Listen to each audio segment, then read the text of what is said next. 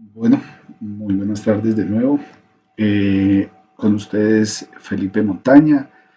Vamos a dar continuidad a al segundo módulo de formulación básica de proyectos. Mi nombre es Felipe Montaña. En el medio académico y en el medio en que me desempeño actualmente, también soy conocido como Pacho Montaña. Bien, vamos a profundizar un poco más sobre lo que es los proyectos.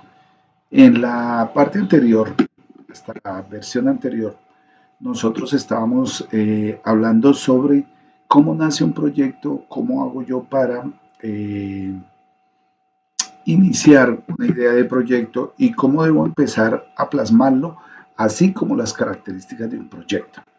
Entonces, nosotros habíamos visto en esta sección que nosotros teníamos los proyectos que hiciéramos, no importa los que sean, teníamos una serie de características, hablábamos de que eran temporales, tener muy en cuenta esa parte, iniciamos con esa parte, de nuevo, son temporales y tenemos tiempos pequeños entre que es un tiempo total el del proyecto. Adicionalmente, siempre durante el proyecto, debemos tener siempre claro que tenemos un propósito final. Ese propósito está más allá de las metas puntuales. Pero intermedio, nosotros tenemos una serie de metas pequeñas que la suma de todas ellas nos van a dar el éxito del proyecto final. Básicamente, hablábamos de que el proyecto está orientado por objetivos y por metas. Bien, teniendo claro esto, hablamos que además todo proyecto, independientemente del que sea, va a involucrar una serie de recursos. En esta parte vamos a entrar a profundizar un poco más. ¿Por qué razón? Hablábamos la vez pasada, comentaba que cuando hablamos de recursos, normalmente tenemos la tendencia a pensar en la parte económica. Y está bien que nosotros hablemos de que los recursos son la parte económica. Pero tengamos en cuenta que cuando hablamos de recursos son todas las partes que involucran un proyecto. El tiempo es un recurso. Y cuando hablo del tiempo, hablo del tiempo que ustedes destinan al proyecto, que las personas que los rodean destinan al proyecto, pero también hablamos del tiempo máximo que tengo para ejecutar cada una de las etapas del proyecto. Por lo tanto, el tiempo es un recurso y es un recurso valioso, es uno de los recursos más costosos. Pero también hay proyectos donde el tiempo nos afecta cuando hablamos desde la parte meteorológica. Entonces, si nosotros hablamos de cómo está el clima, cómo está el tiempo, entonces estamos hablando de que ese tiempo nos puede afectar en algunos proyectos. Yo planeé la construcción de una casa, pero hubo 20 días de invierno. No pude abrir las bases, no pude hacer regatas, no pude hacer nivelación del terreno porque hubo lavado. Entonces, eso me afecta. El tiempo es otro recurso. Las personas que nos acompañan, sea que hagan parte de nuestro proyecto o que necesitemos indirectamente, son un recurso, se le denomina el recurso humano. Pero también hablamos del recurso monetario, del recurso financiero, hablamos también de otros recursos como son incluyendo caminos. Yo decido crear un centro turístico en la vereda alta del cañón del Conveima en Ibagué. Y resulta que yo decido hacer cabalgatas. Supongamos que mi finca donde yo tengo los caballos tiene 4 hectáreas. Un turista no se va a pegar un camino de 2 horas y media para montar 4 hectáreas en un caballo, no. Hay que montar una experiencia que puede vivir la persona y esa experiencia requiere que vayamos a una cascada, que vayamos a recorrer, a conocer el tipo de vegetación que tenemos, a ver el atardecer. Eso involucra no solamente mi finca, sino que involucra todas las fincas del alrededor, involucra el camino, el paso de gentes, involucra fincas, involucra vidas. Esos también son recursos. Los mismos animales son recursos. Entonces, cuando nosotros hablamos de un proyecto hay que ponerle mucho cuidado a los recursos porque con un recurso que me falte me puede afectar el proyecto. Y recuerden por favor siempre que se dice que cuando un cliente nos abandona, si nos abandona mal, se pueden ir otros 5 o 10. ¿Por qué razón? Porque ese cliente cuando le pregunten qué hubo, cómo le fue, usted estuvo por ahí en la vereda alta, en el cañón del Conveima y Ibagué, ¿y qué tal? No, eso fue una experiencia horrible. Nos habían dicho que teníamos caballo por persona y luego resultó que nos tocó montar de a dos en el mismo caballo. Íbamos a pasar por una finca, pero resulta que en esa finca el dueño no hace parte del proyecto y decidió que no dejaba abrir el broche y tenía unos perros bravos. No, eso fue una pérdida de tiempo. Entonces, eso lo va a transmitir de uno a otro. Entonces, tengan mucho cuidado con los recursos. Adicionalmente, que hay recursos que pueden ser costosos y la pérdida de un recurso puede ocasionar que ustedes manden abajo su proyecto. Bien, entonces hablamos de que esos son los recursos. Cuando hablamos del recurso humano, adicionalmente, nosotros vamos a tener algo que se denominan los roles. Entonces, nosotros vamos a tener roles en las personas. ¿Qué significa esto? Mucho cuidado porque las personas tenemos roles y tenemos responsabilidades. El mismo ejemplo que les colocaba de que quiero montar una finca turística en la vereda alta del cañón del Conveima en Ibagué. Perfecto, estoy trabajando como necesito, tengo ese cuento y monté, conseguí mis caballos, tengo todo perfectamente montado, pero tengo un pequeño inconveniente. Resulta que en medio de todo lo que hice, contraté 2 personas para que se hagan cargo de los caballos. Entonces tengo 2 encargados de la finca, tengo 2 agregados que me van a ayudar con los animales. Estas 2 personas tienen un rol muy importante. El rol de ellos es que los animales estén bien mantenidos, que estén sanos y que tengan todos los implementos para que puedan ser cabalgados, para que podamos hacer uso de las cabalgatas. Ese es su rol. ¿Cuál es su responsabilidad? Que el día domingo en que más clientes van, esos animales deben estar listos con todos los implementos a las 8 de la mañana. Esa es su responsabilidad. ¿Qué sucede si yo como propietario o socio del proyecto sabía que faltaba una silla y no la llevé?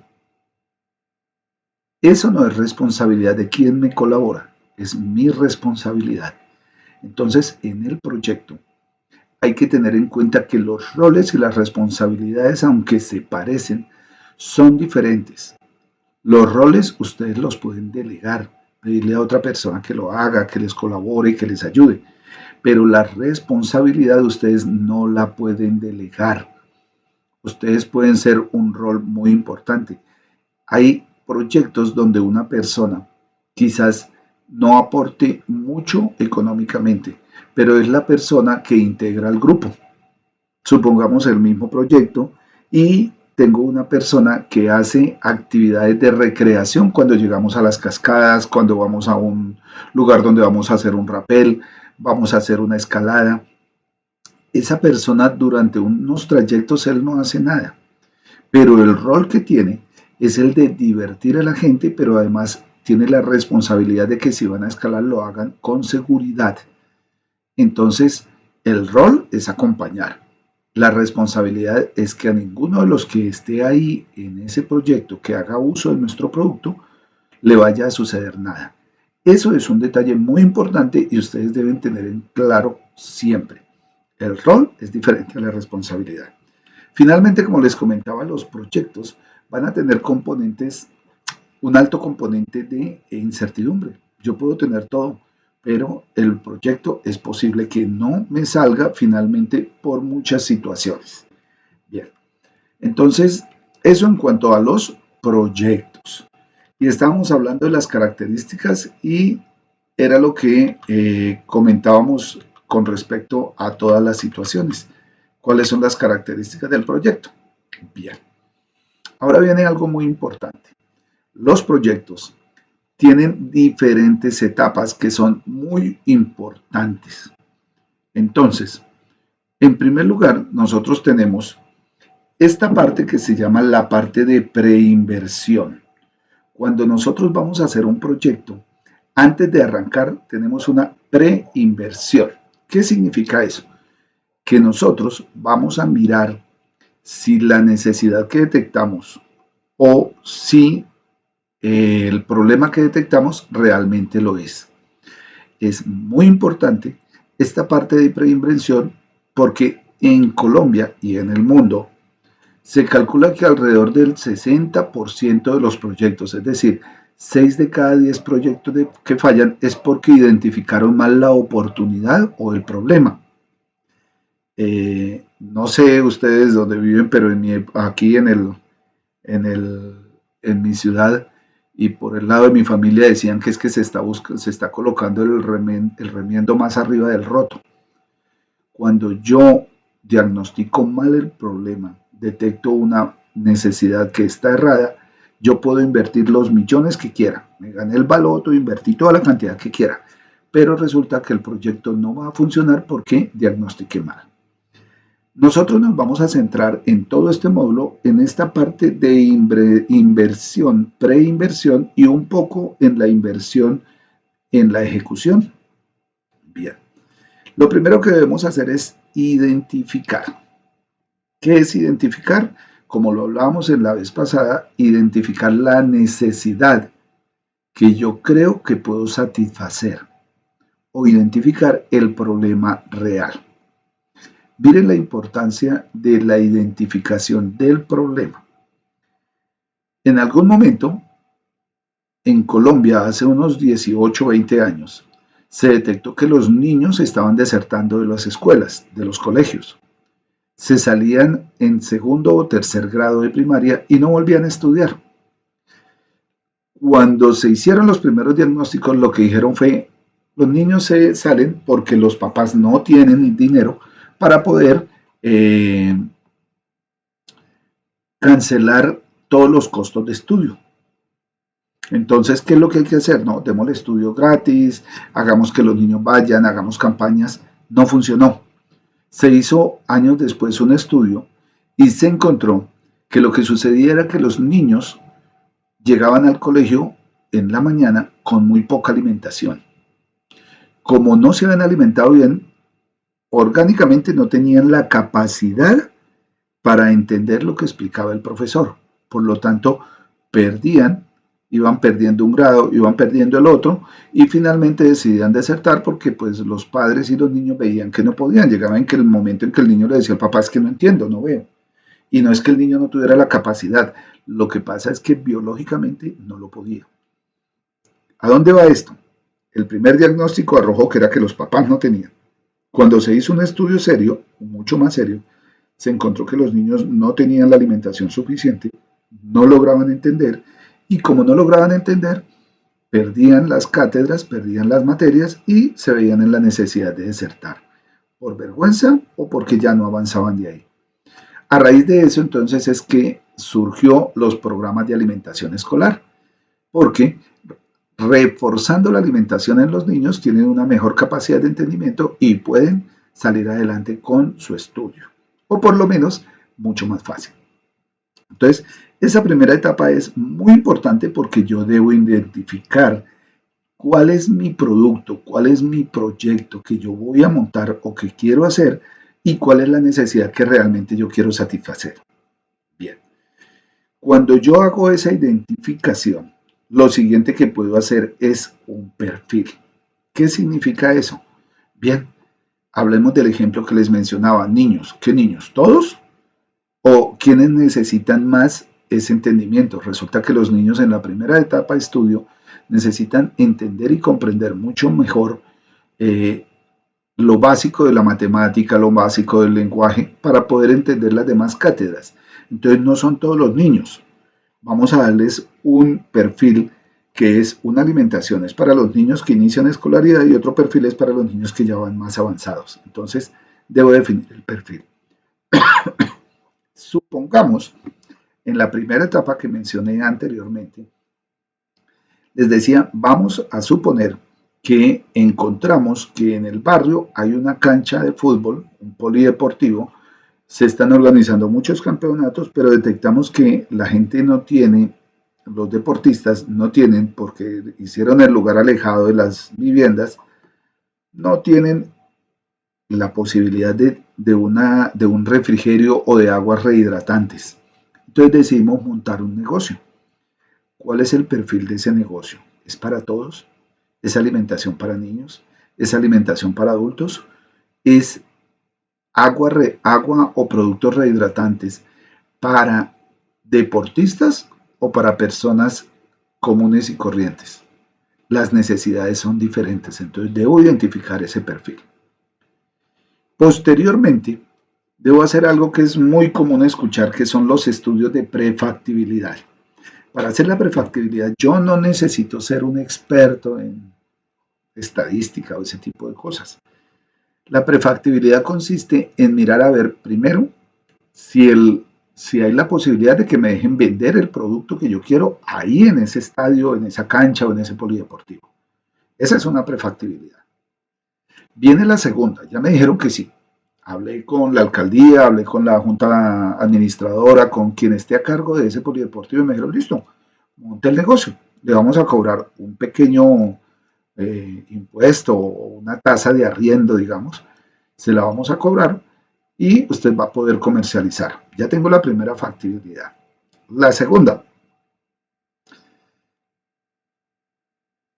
¿será que me van a comprar el producto?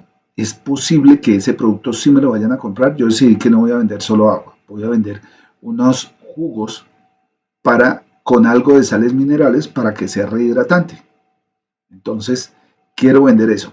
¿Será que a las personas que juegan fútbol ahí sí les gusta? Entonces yo debo mirar a ver si ellos están llevando un termo con agua de panela o están llevando un termo con agua o están llevando el famoso Active, el Gatorade y ese tipo de cosas.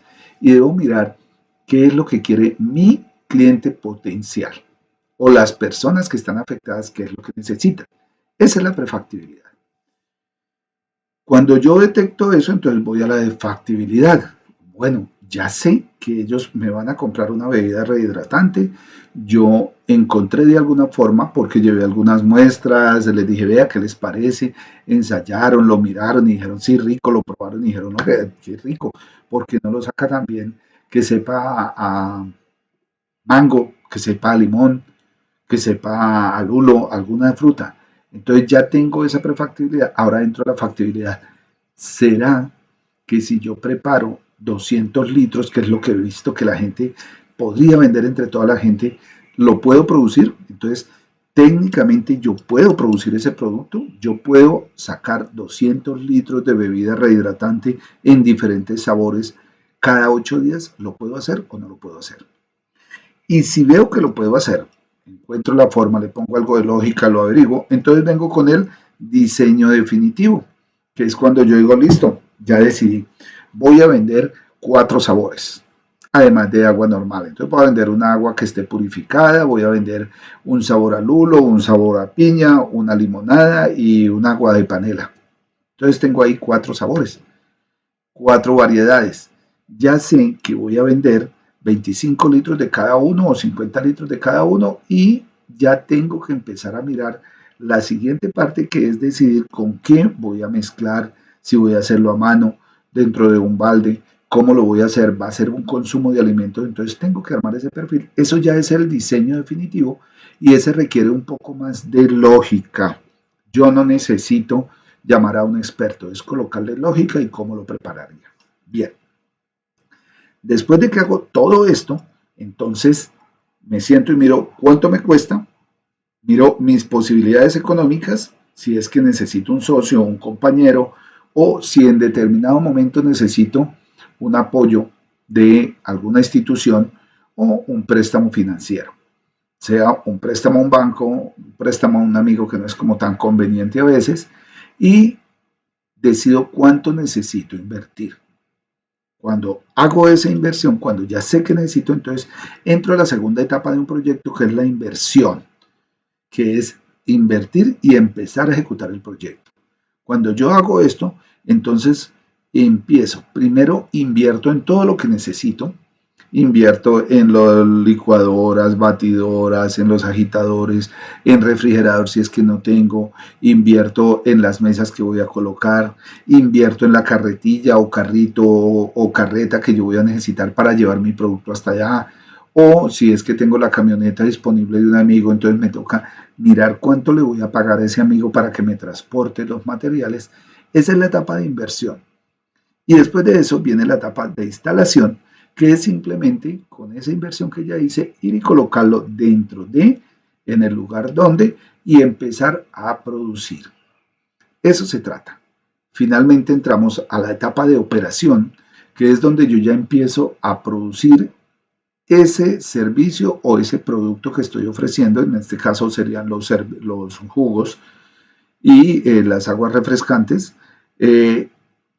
Empiezo, hago mi primer ensayo, llevo, vendo y debo ser muy cuidadoso en observar en esas primeras etapas cómo reaccionan las personas que me están recibiendo mi producto.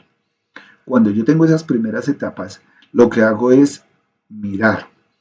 Cuando trabajamos en proyectos grandes de servicios, se hace una encuesta de servicio y es que se le pregunta a cada cliente cómo le pareció, qué sabores le gustaría, le agradaría que le colocara más azúcar, menos azúcar, que estuviera más frío, que fuera en forma de helado. Es decir, hago una pequeña exploración. Cuando ya tengo eso, hago seguimiento porque, ojo a la siguiente idea, lo importante de un proyecto cuando se trata de productos de consumo, lo importante de un proyecto no es la primera venta. Cuando ustedes venden, están vendiendo y cualquier persona puede vender. Lo importante cuando yo tengo un producto es que me vuelvan a comprar. La recompra del producto por parte de un cliente es mucho más importante que la primera venta. Si el cliente no me recompra, revisen qué está pasando, porque entonces es muy posible que mi proyecto o mi producto no esté satisfaciendo la necesidad para la cual yo creé mi producto. Entonces, esa parte es supremamente importante.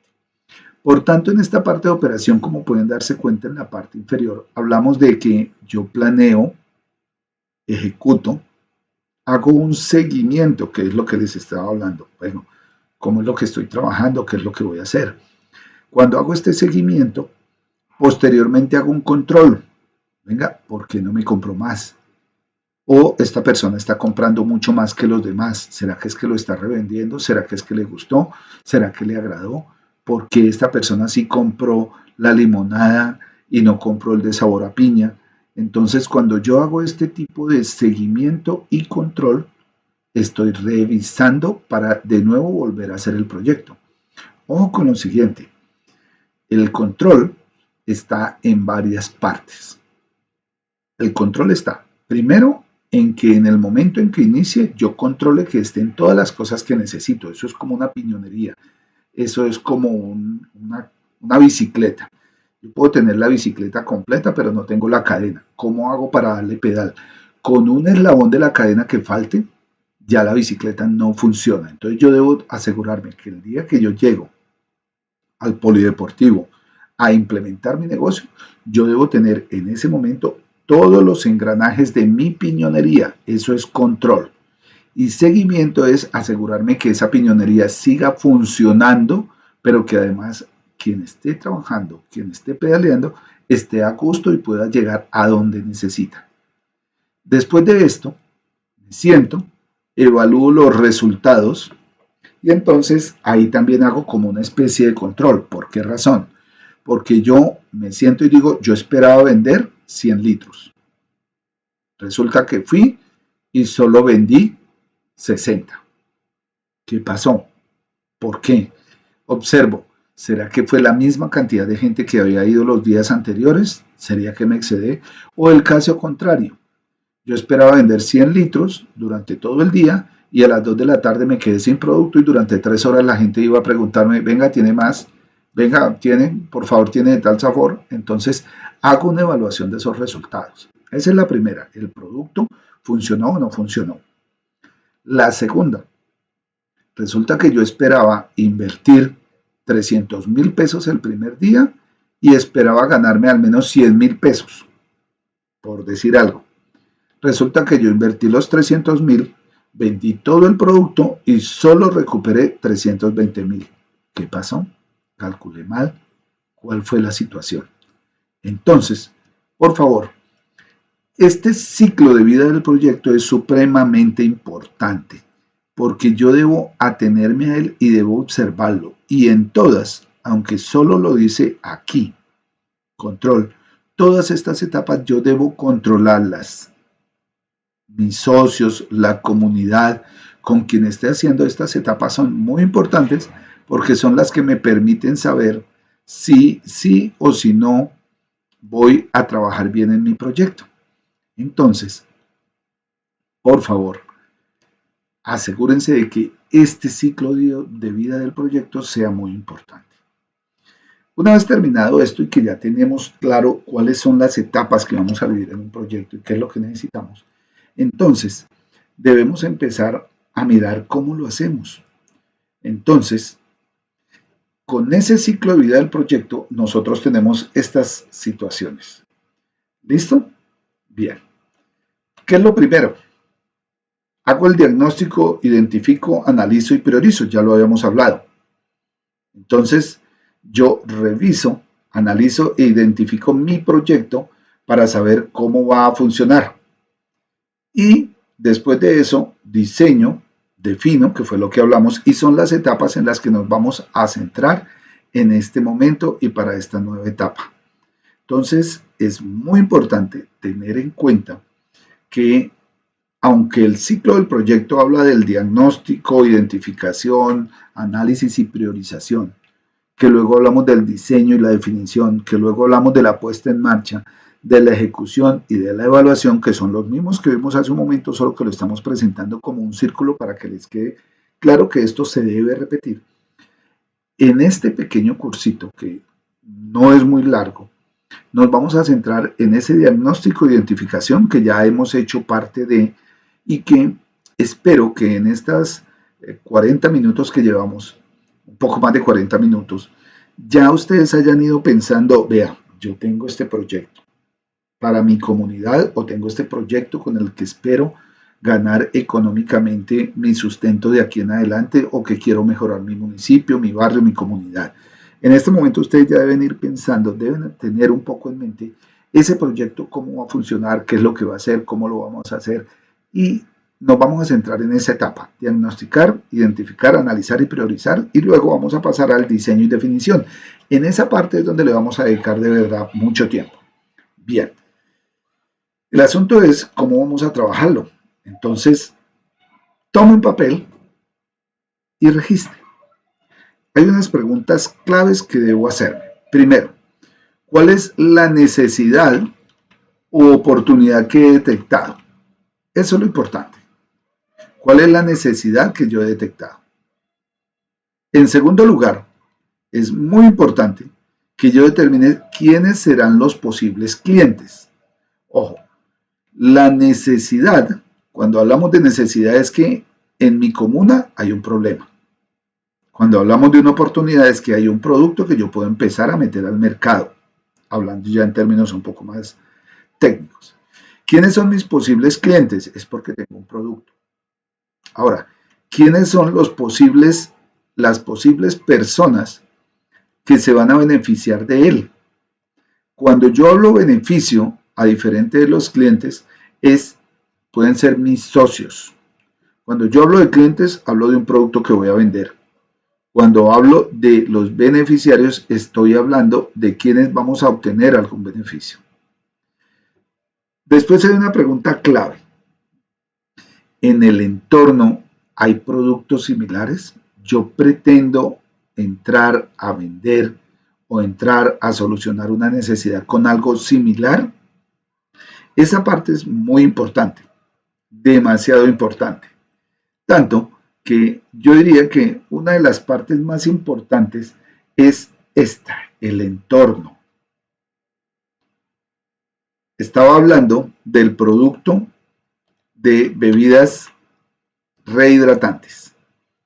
Y cuando hablábamos de las bebidas rehidratantes, entonces decíamos, bueno, ¿será que hay otro producto? Resulta que si hay productos similares, nosotros podríamos estar teniendo algún inconveniente con la parte de poder entrar al mercado. Eso es lo que se llama técnicamente que vamos a entrar a un nuevo mercado. Cuando vamos a entrar a un nuevo mercado, hay muchas situaciones que se deben manejar que son diferentes a cuando en el lugar no lo hay. Cuando en el lugar no lo hay, somos novedad. Cuando en el lugar no lo hay, somos novedad.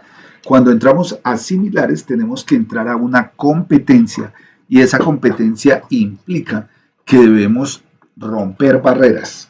Por lo tanto, nuestro producto debe tener características de calidad superiores al que está y un precio que sea competitivo. Entonces, debo mirar si en el entorno hay productos similares.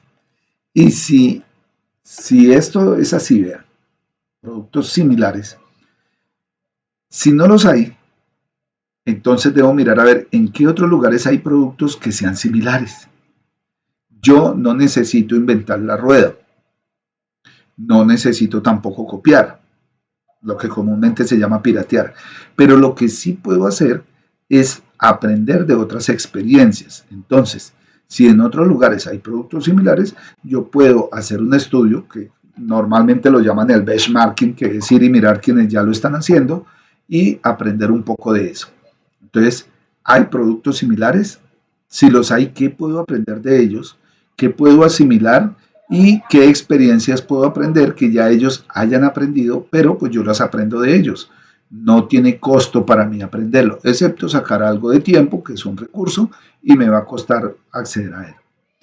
Ahora, si hay productos similares, importante, ¿qué características tienen que los hagan diferentes de los demás y que le permitan a usted como líder de una comunidad, como empresario, entrar a ganar un poco más que los demás o por lo menos poder competir con ellos? Entonces, ¿qué características tienen esos productos que los hayan hecho exitosos?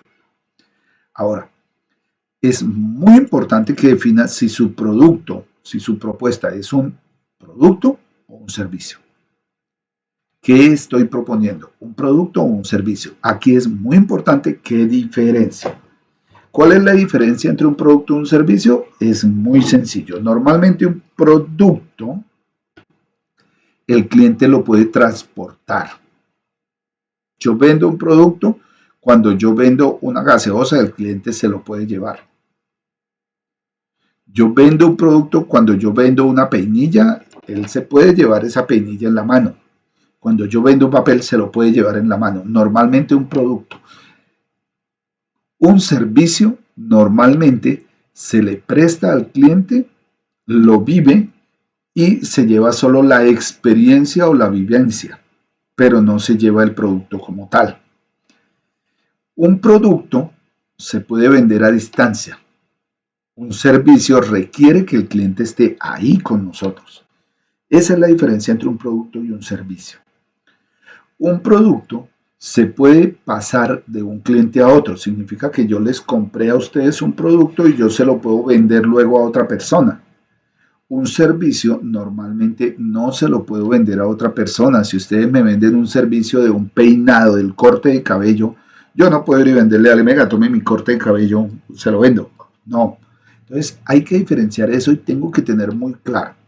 ¿Por qué razón? Aquí hay una parte muy importante que espero que ustedes no lo pierdan de vista, por favor. Ojo, cuando hablo de productos, hay una calidad que depende de la vivencia que haya tenido el cliente.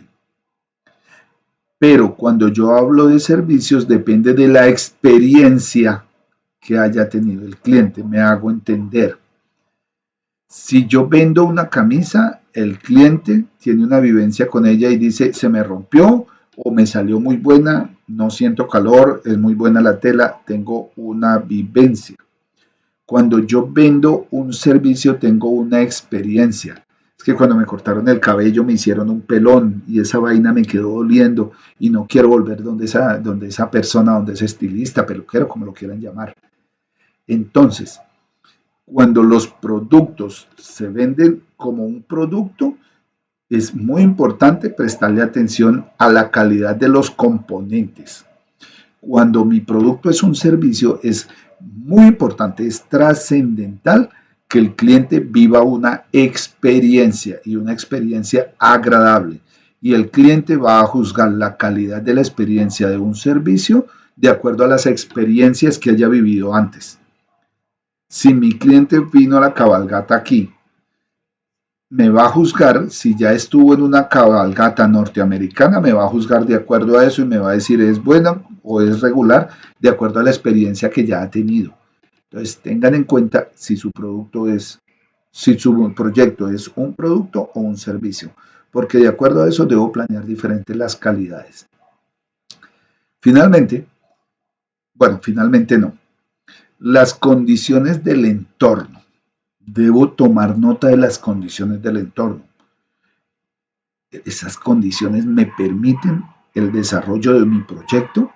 Recuerdan que les decía que tal que yo monté la finca y muy rico y entonces estoy trabajando con mi proyecto para cabalgatas, pero resulta que es que tengo unas pendientes de más de 60 grados. Eso significa que cada 60 metros subo 100. Eso significa que tengo prácticamente paredes y un cliente se me puede caer de ahí. Entonces, ese entorno me permite, eso es lo primero, lo físico. En segundo lugar, las leyes de donde yo estoy me permiten que yo pueda hacer eso. ¿Será que hay alguna ley que prohíba que los caballos anden más de una hora y resulta que tengo planeadas cabalgatas de 4 horas? Entonces es muy importante que esas situaciones del entorno se tengan en cuenta. Una parte muy importante que los puede afectar tremendamente es la situación de si el proyecto va a afectar a alguna persona. Cuando el proyecto afecta a las personas, el entorno, hay que detectar a quiénes vamos a afectar. No todo proyecto que yo monto, así tenga posibilidades inmensas, va a beneficiar a todos los que están a mi alrededor. Les voy a colocar un caso hipotético. Aquí en Ibagué se decidió que iban a montar en un barrio que está en las afueras, que iban a montar un centro de convenciones. Entonces, ¿qué asumió la mayoría de las personas que iban a montar el proyecto? No, es que un centro de convenciones y de eventos le va a gustar a toda la comunidad, porque van a poder vender comidas, van a poder vender bebidas, van a poder vender recuerdos, van a poder... Y salió la junta administradora local y dijo, venga, tengo un pequeño problema. El que ustedes vayan a traer gente de muchas ciudades significa que van a llegar personas a buscar no solo eso, sino que van a querer discotecas, van a querer bares, los que consuman algo de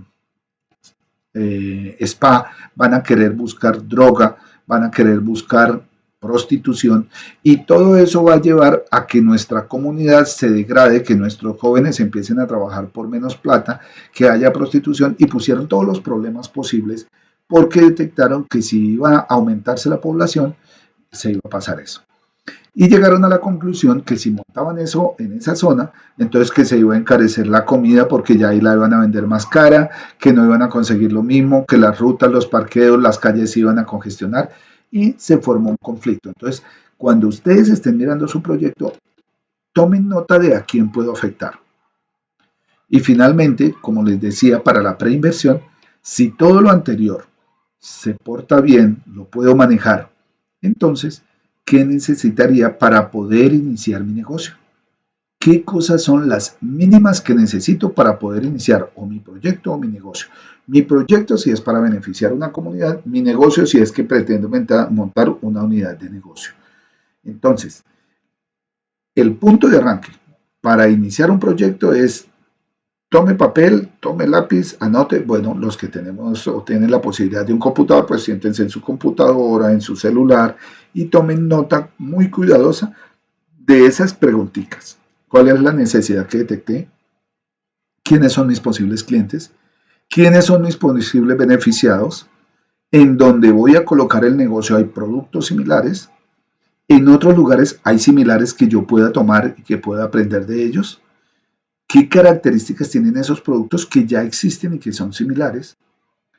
Y definan si lo que van a proponer es un producto o un servicio.